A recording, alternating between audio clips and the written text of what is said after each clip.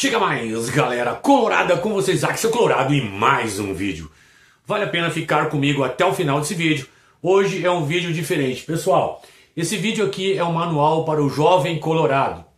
Como ele pode estabelecer alguns parâmetros importantes para que ele possa ver o momento atual do clube, olhando pelo retrovisor para o passado, vendo onde ele está no presente e o que projetar para o futuro. É um vídeo diferente.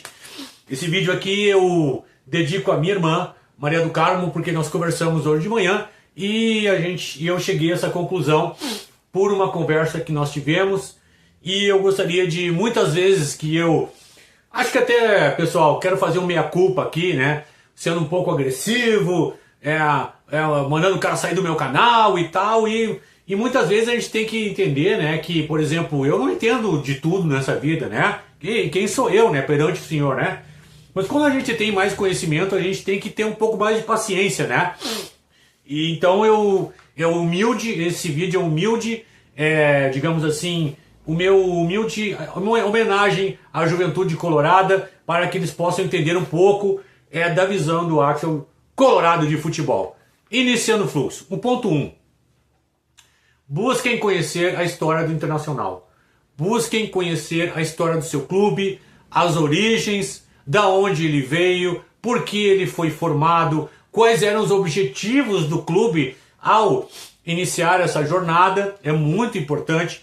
Eu sublinhei aqui, ó, pesquisem sobre essa origem do clube, os primeiros anos, né, como ele foi formado, e também vá lá pesquise sobre a história do estádio Eucaliptos, né, que infelizmente não existe mais, né. Até alguns anos atrás existia o estádio de Eucaliptos, né? E a gente podia ali visitar a história do clube, né? Não tem mais, mas pesquise sobre a história do Eucaliptos e principalmente sobre a história do estádio Beira-Rio. Por quê? Ali houve, na minha opinião, foi um momento que o Internacional se preparou para tudo de grande que vinha pela frente. Foi a construção do estádio Beira-Rio. Eu citei aí essa semana algumas vezes que muitas famílias iam lá, levavam tijolos, areia e cimento. E até teve alguns inscritos no meu canal que disseram que os pais levaram eles lá no Beira-Rio, né, onde era o estádio, onde estava sendo construído o estádio, levaram cimento, areia e tijolos. Então é muito bonito. Não tem nenhum estádio no mundo que tenha a história que o Beira-Rio tem. Entenda as origens do seu clube.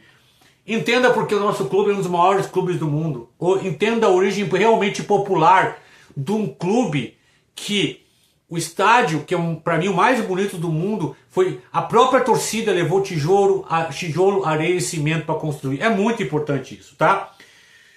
Depois da história do Beira-Rio, né? Pesquise sobre a história dos principais jogadores, né? Aqueles principais jogadores da história do Esporte Clube Internacional. E muito importante, né, saber por que eles foram os principais jogadores. Muitas vezes a gente tem que diferenciar, pessoal, o principal do melhor. Na minha opinião, o principal jogador do Internacional, o maior, vamos dizer assim, foi o Fernandão. Por que foi o Fernandão? Porque o Fernandão nos preparou lá dentro de campo com um espírito, né, com um cara que nasceu, que não era grande. É o exemplo de um cara que não tinha uma trajetória antes de chegar no Internacional, que eu falo muito sobre isso. Mas parece que foi uma coisa assim, digamos assim, que estava escrito que esse cara ia vir pro Inter e guindar ele, a condição que foi guindada. E eu não estou falando isso porque ele faleceu, infelizmente. É a minha opinião, e inclusive a minha opinião, se ele estivesse vivo, seria essa. Então o maior jogador do esporte internacional, o principal, foi o Fernandão. E o melhor jogador da história internacional foi o Falcão. Certo? Essa é a minha opinião. Você pode ter a sua opinião. Não tem problema. E eu tenho uma dúvida ainda sobre o melhor, porque eu vi os dois jogarem. Paulo César Carpegiani e Paulo Roberto Falcão. Mas, olhando bem ainda, o Falcão era um ponto fora da curva, né? Mas o Paulo César Carpegiani eu coloco em segundo como menção honrosa, tá? Então pesquise sobre essas situações, né? Nem sempre, pessoal, aquele que ganhou os maiores títulos é o melhor. Por exemplo, o time de 2006 campeão mundial contra o Barcelona.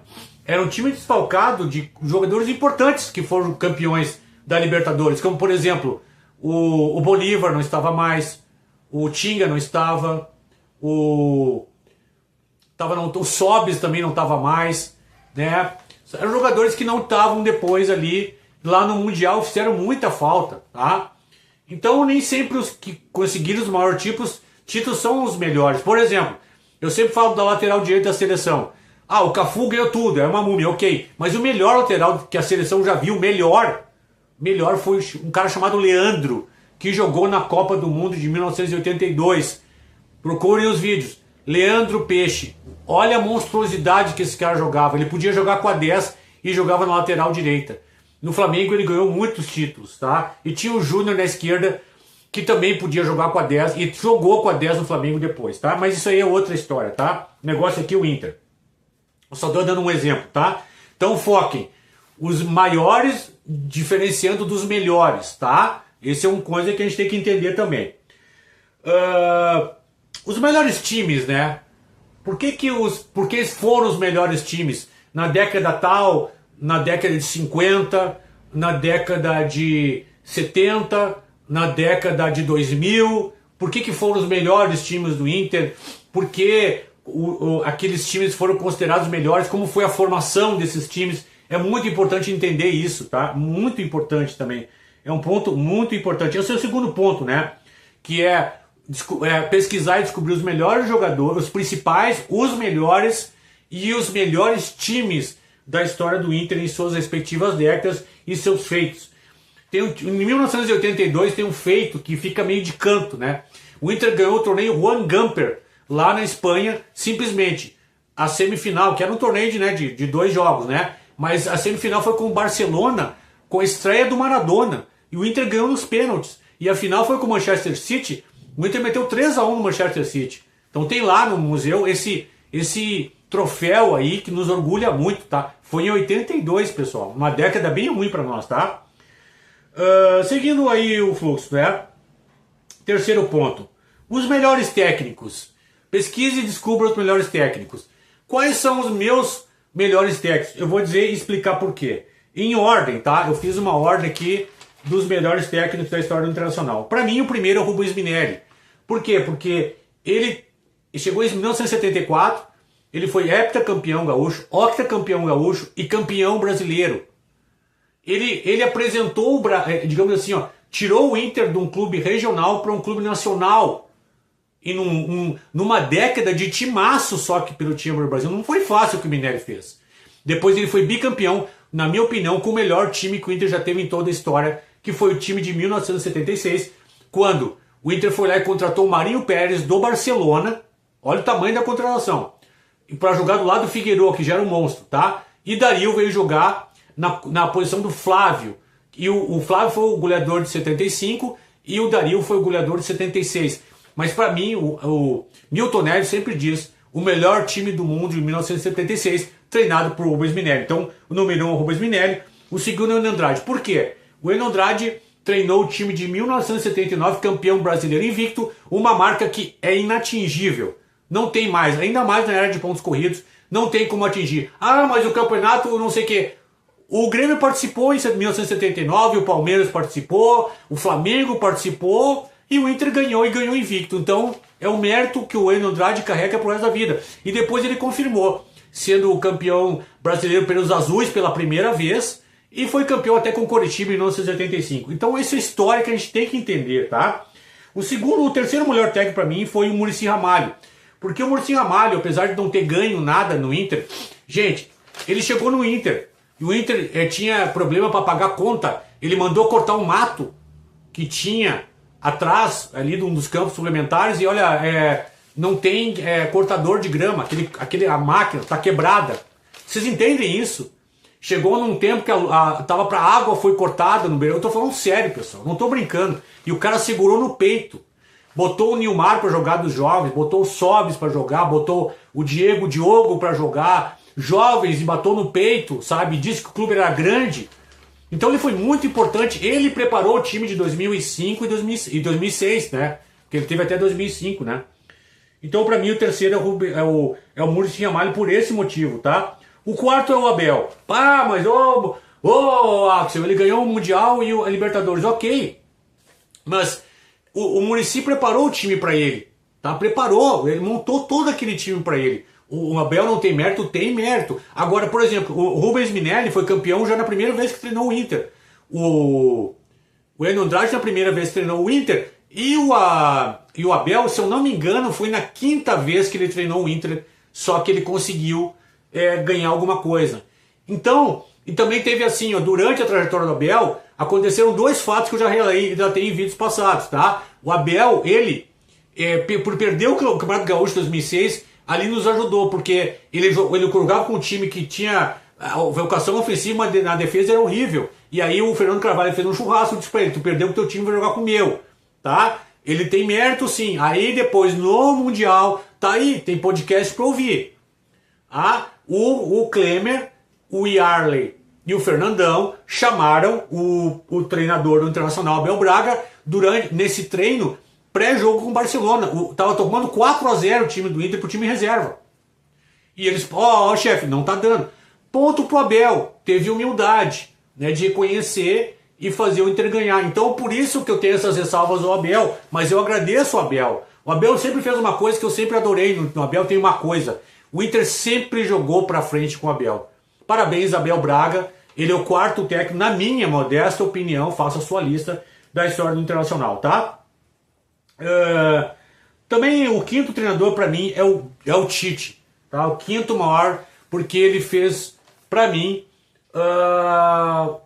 o terceiro time, o melhor time que eu vi jogar do Inter, o terceiro melhor foi o Tite, que treinou da Sul-Americana de 2008, tá?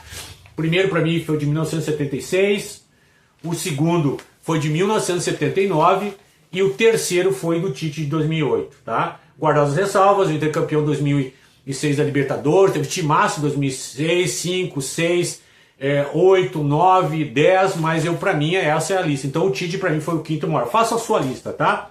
E entenda por quê. Os meus motivos são esses. O quarto ponto que eu quero falar pra vocês é o seguinte, ó. Usa o YouTube pra conhecer jogadores do passado, para conhecer a história do clube, conversa com teu pai colorado, com teu avô colorado, com teu tio colorado, com uma pessoa mais velha, e entenda por que a história do clube é assim ou assado, porque o jogador fazia assim ou assado, certo? O meu pai conta uma história que o Tesourinha, certa vez, meu pai era gremista, né? Ele contou que uma vez o Inter jogando no Eucaliptos, ele driblou 4, 5 jogadores, o Tesourinha sentou na bola, depois foi expulso, tá? Então são coisas interessantes que um pai teu, um avô, um tio, uma pessoa mais velha pode fazer tu entender a história do teu clube, tá? É muito importante isso, pessoal, tá? Então converse com essas pessoas e aprenda com essas pessoas. O quinto ponto, o Inter vai contratar alguém. O que o Axel faz? Vai lá e olha a trajetória do cara. Tem muita folclore com o Vandeco já no meu canal, mas o Wanderson é o seguinte, vai lá e olha a trajetória até os 27 anos. Ele jogou só em clubes pequenos da Europa. Então isso reflete no que está acontecendo com ele hoje. Não é o fato, ele é bagre e tal, eu sempre falo, mas falando sério agora, ele não tinha trajetória de jogar no Inter. E alguns até criam trajetória, mas ele tinha poucos gols na carreira para um atacante, jogou só em clubes pequenos, então o que muitos não querem ver é a realidade que ele não tinha trajetória. Isso é uma verdade absoluta? Não. Vou dar 2 exemplos que não é. O Arangues veio pro Inter lá do Chile, não era ninguém o Arangues. O Inter foi lá e descobriu ele. Os azuis, o Jeromel, estava lá na 2ª divisão do futebol alemão, pessoal. Então, isso não é uma verdade absoluta, mas muitas vezes a trajetória, e vamos falar assim, ó, a exceção não confirma a regra, é o contrário. Então, 90% dos jogadores que não têm trajetória não se dão bem num clube grande. Outra coisa, visto a trajetória, chegou no Inter, por exemplo, o Wesley, a trajetória dele não estava boa, estava péssima no Cruzeiro. Falei com um amigo meu lá de Minas, ele chegou no Inter, botou a camisa e começou a jogar, acabou. O que o Axel fez? Pô, cara, me rendia o cara. O cara tá jogando muita bola, não fico preso à tese. Vocês entendem, pessoal, tá? Então isso é muito importante. O 6º ponto que é bem importante. Procura ouvir na mídia quem pode te ensinar alguma coisa. Eu aprendi muito com o mestre Cláudio Quintana Cabral. Tive digamos assim, o privilégio de me considerar amigo dele, de ter almoçado com ele lá na Bandeirantes, de ligar para ele todos os dias, praticamente durante 2, 3 anos, conversar com ele. Quando tinha programa que eles faziam na rua, no centro, aqui e ali, eu ia lá, conversava com ele, eu aprendi muito com ele. E por isso que a minha régua é alta, pessoal, porque ele era um cara de uma régua altíssima. E ele os comentários dele no intervalo do jogo, quando estava no estádio, estava com o rádio aqui, ó, não houve nenhum comentarista que te desse tática, técnico e o desenho que tinha acontecido no intervalo entre o primeiro e o segundo tempo. Ele era fenomenal, pessoal. Ele era fantástico. Tá?